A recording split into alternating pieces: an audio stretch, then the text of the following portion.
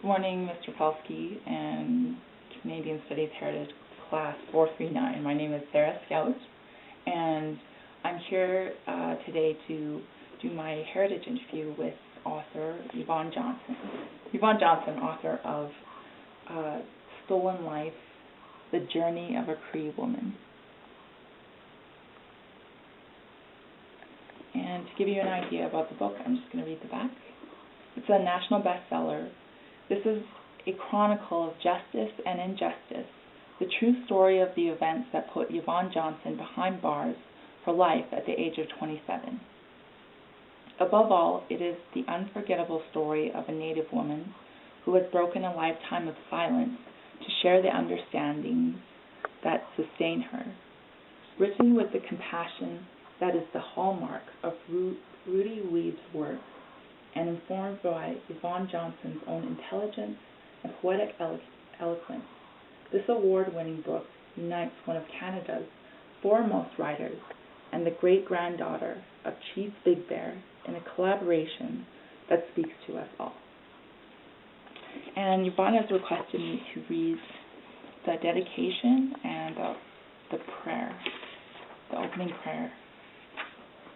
So, the dedication says, "To my children, whom I love endlessly, to all my survivors and those who help us, and with the greatest respect to Rudy, Yvonne Johnson. O Creator of all, I pray you, look at me, for I am weak and pitiful. I pray, help me to make amends to all those I have harmed. Grant them love and peace, so that they may understand I am sorry. Help me to understand my shame and pain, so that others will do the same, and so awaken to themselves and to all the peoples of the world. Hi Hi.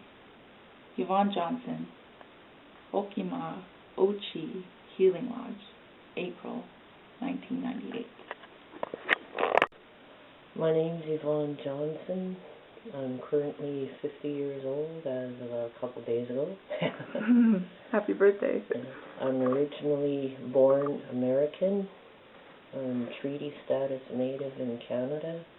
Dual citizenship, I guess, but I don't really have dual citizenship because you can't be a treaty native to a country and not belong to the original First Peoples. I'm the mother of 4 children, 1 adopted son. I'm the grandmother of 8 grandchildren, 3 of them adopted in native way. I currently am raising 2 of my grandchildren.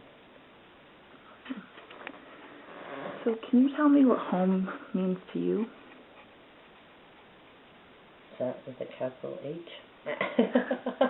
Capital or little or smaller? Home is a place that should be bountiful with love, with compassion. It should be someplace that is safe, secure, warm, where no harm will come to you when you're inside that home. It should be a place and a refuge of safety and protection. Why is telling your own story and using your own voice important? The Creator gave me the voice to use. Everybody should be able to use their own voice. What is an accomplishment you are proud of? Birthing my children, bringing my children into existence, fulfilling part of the destiny as being a mother, an aunt, a grandmother. I hope to be a great-grandmother in this lifetime. If you had one word to describe yourself, what would it be and why? Gorgeously beautiful. Yeah. One word to describe myself. Political traditionalist. 2 words. And why?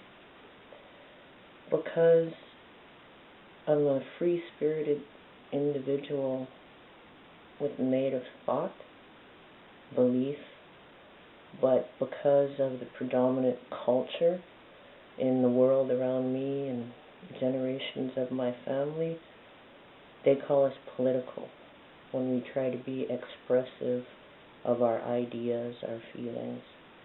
And I am traditional Native Cree woman. What do you want to be remembered for after you are gone? That I existed, and that I left the world a better place for being than making it a worse place for being.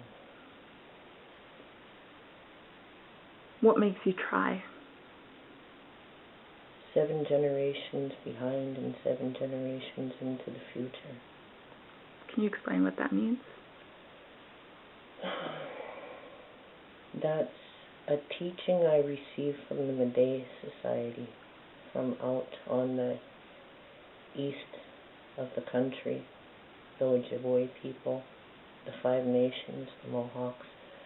That was a teaching I received from them, and it said, in every and any act that you do in life, you're part of a chain, a link within a chain of reality that's within your bloodline family, but in all things that's related to creation itself.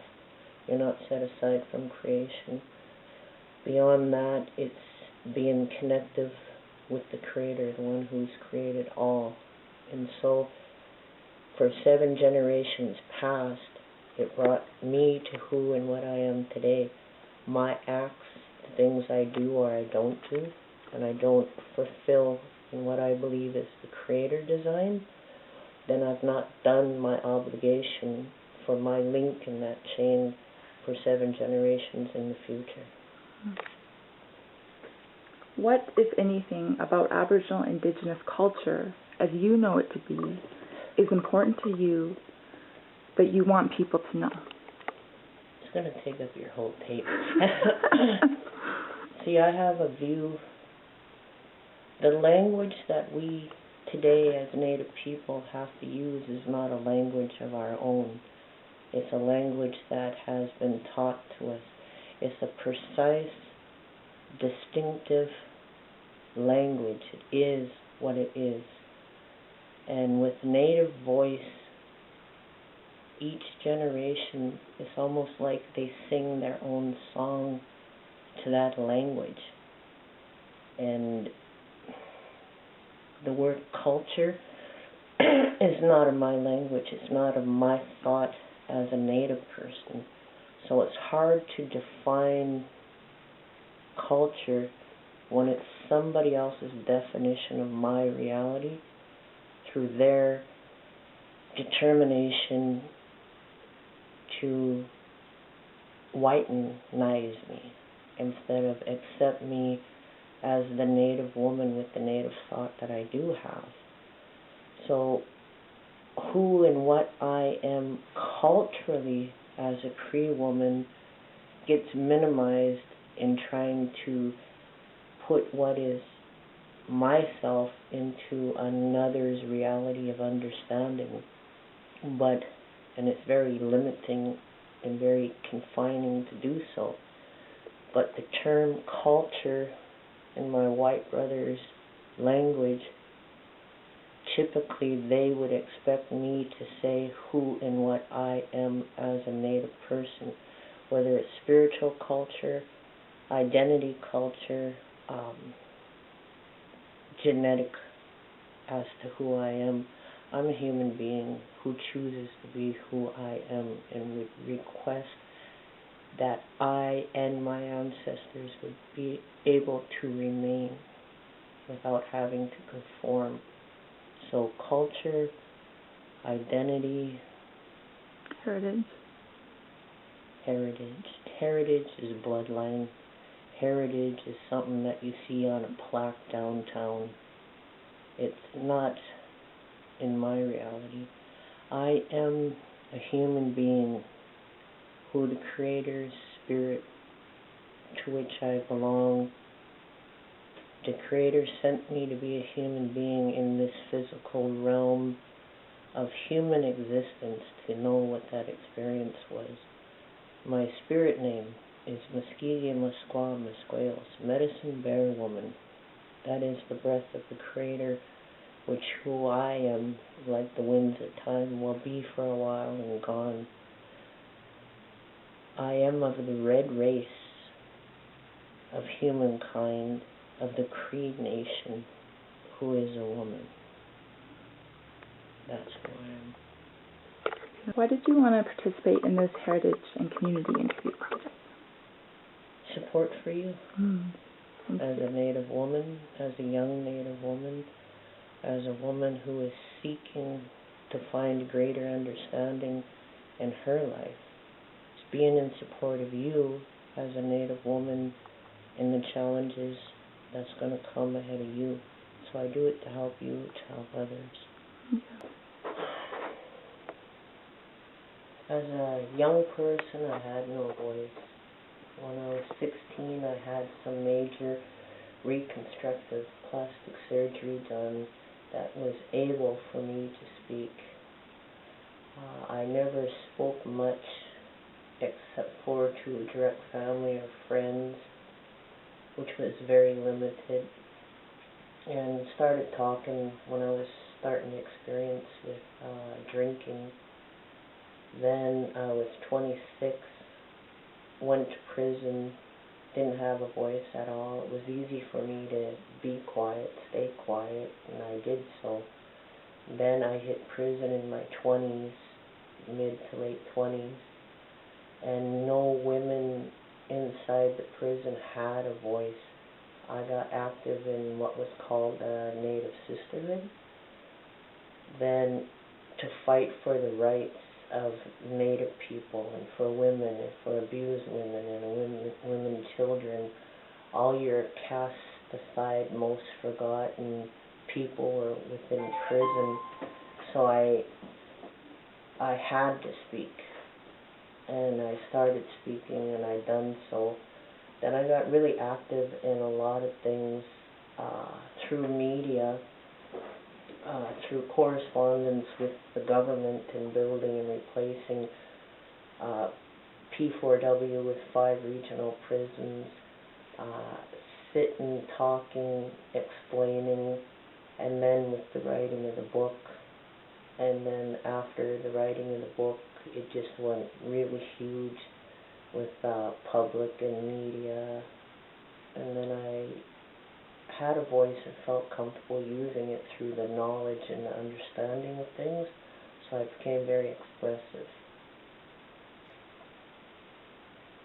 I see a need for a voice in the world outside of my own people, because I had no reason to be shy to use my voice within my own people, and the people being so downtrodden throughout history, that it was very important and very vital to have some form of a voice or a medium to express my thoughts to the larger world.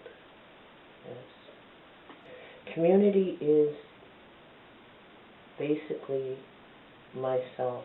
Community is my mind, my spirit, my body, and I share that with the community of my grandchildren. Trying to bridge with my children after being away from their lives for 20 years.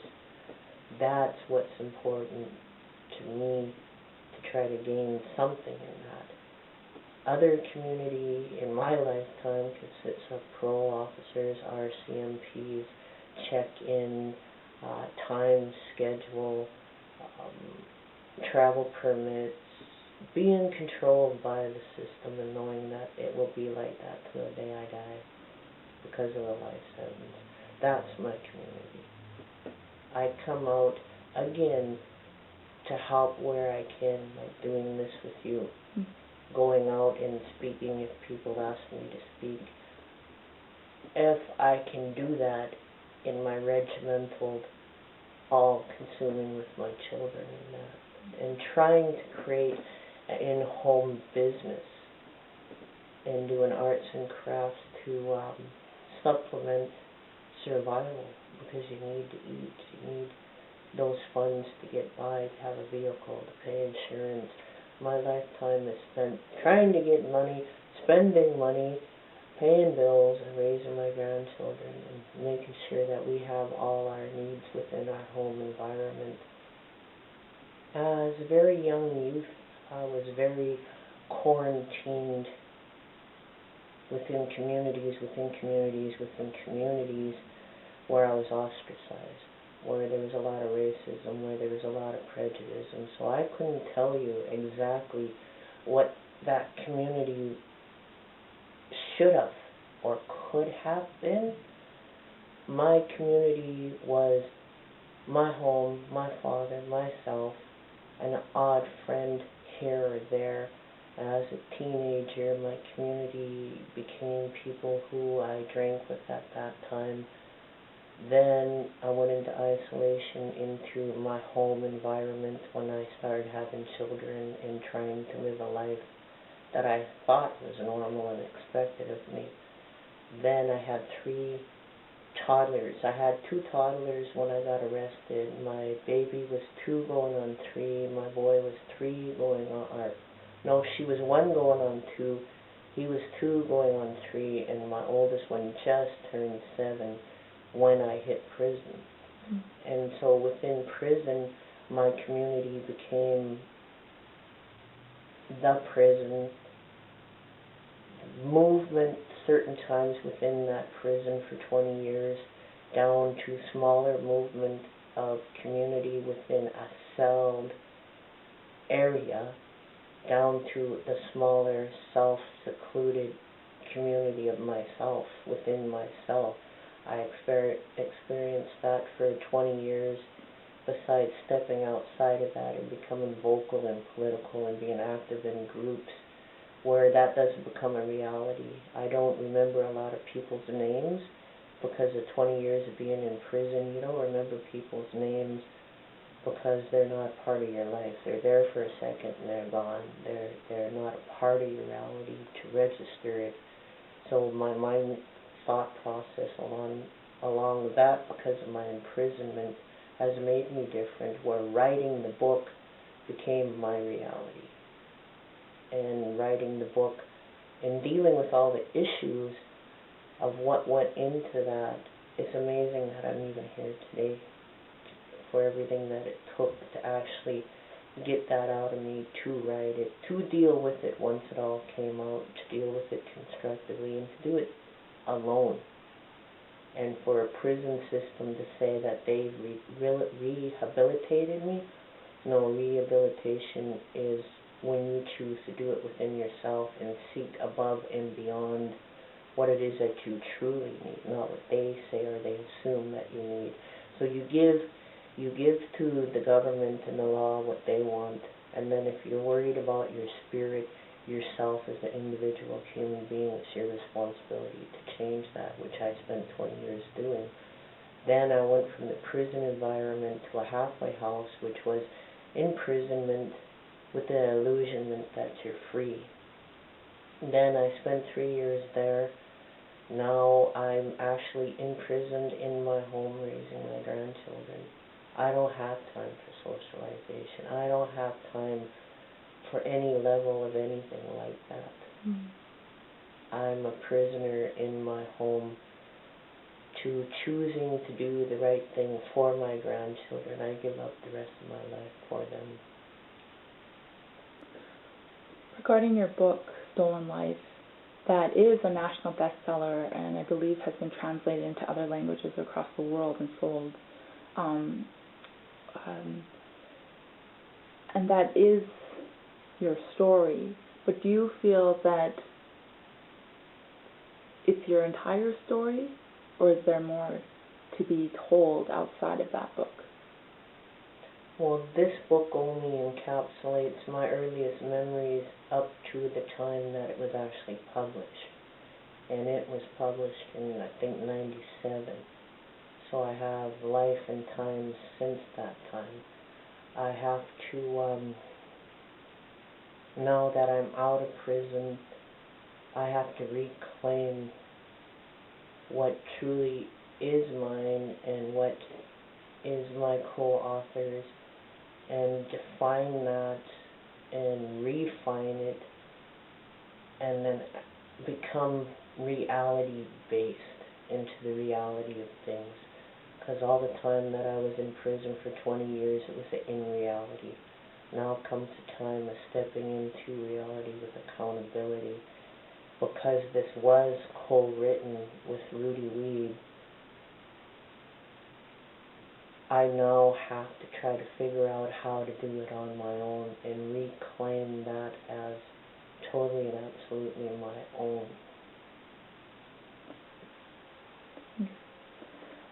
Some people see their community as a support circle that is available and relatable beyond their own families. What are your thoughts on this? Good for them. Good for them that they've got that. Me, I'm too busy still trying to survive and to ensure that my grandchildren get what they need to have a better chance at things. I have to utilize the community like food banks. I have to use the community as second-hand stores. I can't walk into Hudson Bay and buy a pair of shoes. I have to go in and buy somebody's second-hand pair of shoes in like Value Village. And with the price at Value Village anymore, I can't even afford that. Even though I like to go there thinking that I could buy something that I can't. So I utilize the community that way. I utilize non-welfare programs that are offered in the community so that I can keep the home fire burning, so I can stay here where it's safe, where I can be here for the kids, not be an illusion into something that's there. Mm-hmm. Plus, I've been in prison for so many years, I don't know how to function on that level as yet. And I don't know if I'm out long enough to figure it out that I'm actually going to be young enough in body to actually fulfill it. And so am I doing the best I can right now with what I have? Yes, I am. Oh, greatly. Mm-hmm. Every aspect. You cannot put a human being and close them off from the world for 20 years and then have them. When I first went inside, I'll give you a hint. When I first went into prison, only the rich and the very, very elite had computers. And at that time, it wasn't connected up to the web and the mass media and the touch button things. I have to try to learn all those things and then plus learn re-socialization when in my time it was expected of you to stay home, take care of the family, take care of the home. Well, in my time back then, I was a real whirlwind. I was young enough to be able to run an in-home place painting business, raise my children, pay my mortgage. I was coming up into the world at that time. Then going into prison for 20 years and then being let out. Everything has changed. Everything is so fastly changing, so interconnected that I can't keep up. In order for me to drive, I have to drive a 1992 truck because I can't even turn an alarm off on my son's vehicle without making it go crazy. You just ostracize someone from the world that long, expect them to come out at my age. I'm in menopause. Physically, things are going on me. Mentally, things are going on me. My eyesight ain't what it used to be. I can't focus to do my arts and crafts. It's like, where do I go from here? It's just me surviving again until I die. Doing the best I can in hopes that I can raise up two little human beings that's going to be a little bigger, better, and wiser, and can have a little more comfortable life, maybe other than what I or my ancestors have had. I went to one hockey game in my whole lifetime here at the Canadian Calgary Saddle Dome. I was allowed to take my grandchildren there because somebody gave us free tickets for children to go there. I've never been to a hockey game. I tried to find my proper seats, and I thought, oh, these are pretty good seats for giving us free tickets. And the game started and everything else, and the children were enjoying it, and we could see it, till I figured out that we were sitting in somebody else's seats. Then they came and they told us that we had to go way up to the top, way up to the last seat from the top, way in the back of the Saddle Dome. But when I was there, it was kind of strange, because being an American and just being happy to get there, I got up and I sung the American anthem.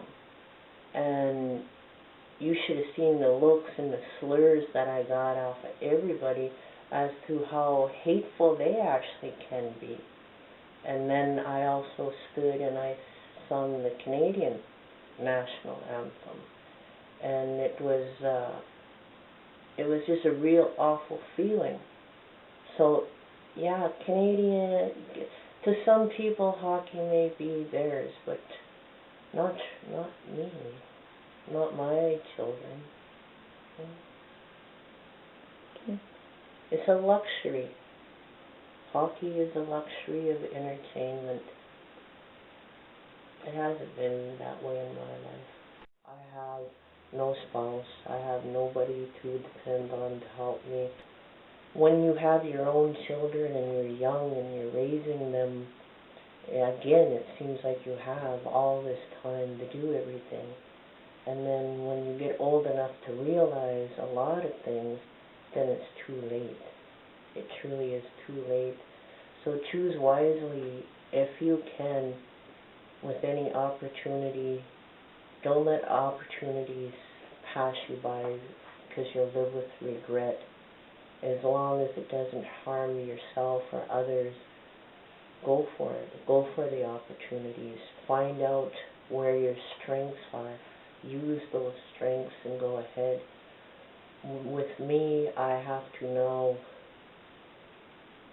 realize that I don't have a lot of time to give my grandchildren the teachings that I would have had the time to with my own children, because I'm older. I can't run, I can't chase them, I can't carry them, I can't do a lot of what you can do if you have a younger physical body to do it. So what I have to do is teach them independence and worry more about their cognitive thoughts and what they're going to do with that in the reality. I have to give them a very crash course on reality, because I have a fear that I may be gone and I won't have the time to do it. And the older you get, it seems like time quickens itself. Things, the demands, and there's not enough time. And I take into consideration I got to raise my grandchildren now. I'm 50. They're 8 and 9. By the time they get old enough to be on their own, I'll be in my 60s. So, and my physical health is not that great. I'm in pain a lot. So time in someone's lifespan truly is very, very short, and it doesn't seem like I'm going to have enough time in my life to finish what I have to do because of my now obligation to raising my 2 grandchildren, and my whole focus being refocused on them. So aspects of the life is very time consuming. Mm-hmm. Has to be very used wisely. Mm-hmm. Because when most people hear this, like, the majority of people don't have to ask permission, to travel or really to do anything. In our society, even in Alberta, Canadian society, this is not a normal way to live. But for you, this is your life. Well, if I'm in any sort of bridge of anything with child services, they take my children away. Mm-hmm. They take my grandchildren away. If I'm in bridge of anything to do with the justice or the legal aspects of it, they can take my freedom away. They once again can take me away from my children, now being my grandchildren, to putting me back into prison. So they will re-imprison my grandchildren into Aboriginal child services. So they'd be imprisoned into that system. I would be back and put back into a more absolute controlled prison system. Mm-hmm. So either way you look at it, there's just imprisonment for us. It affects every aspect of my life, from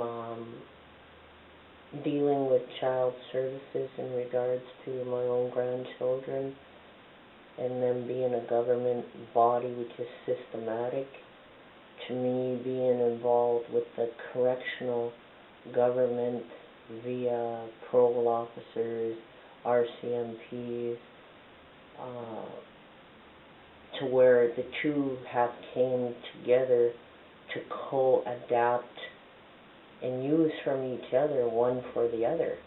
As a federal serving inmate, I cannot leave a proximity of 80 kilometers from wherever I'm at without having granted notified position to go to point A back to point B. I have a time registration for that. Well, when I take care of my children, I now have to do that through child services. I have to get a travel permit to travel with my grandchildren by them under the same thing, saying you go at this time, you go there, you be back at this time, you be back in the province at this time. So they're developing and learning off of each other through me. So every aspect of anything to do with my life is governed by different layers of government. Well, even if you think historically about the Native people, because I can only trace that community through my own bloodline, and it goes from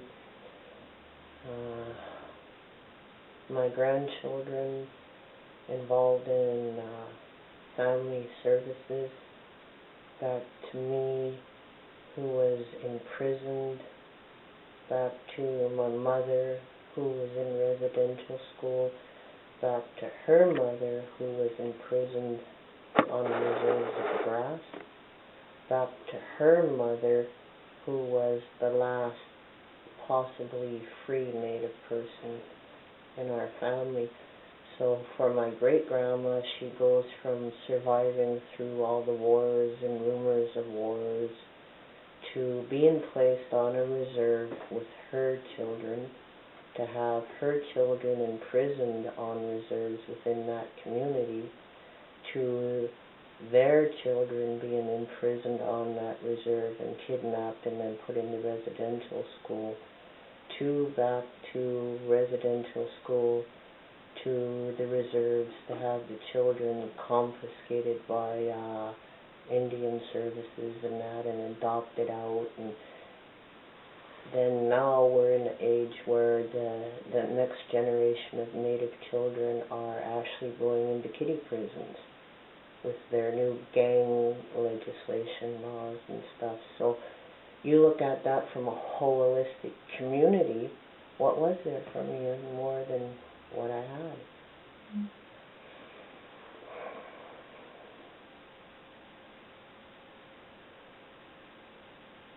Not really. It doesn't feel good. Mm-hmm. Everything that I fought for is just an illusionment of freedom. People do not realize what ultimate freedom that they really have. They bitch and they moan and complain that they gotta work and give other people their money. Well, that's your government. That's the founding government other than the original people who was here before. So you have to answer to that government and that law in which you are imprisoned under. Because whether you know it or not, you're under the illusion that you're totally and absolutely free when you're not. You may have the freedom to get up and go to the gas station and buy a pack of gum if you want to, where someone who is imprisoned in a prison doesn't have that freedom. So you have limited freedom within a country that claims to be free. Yes.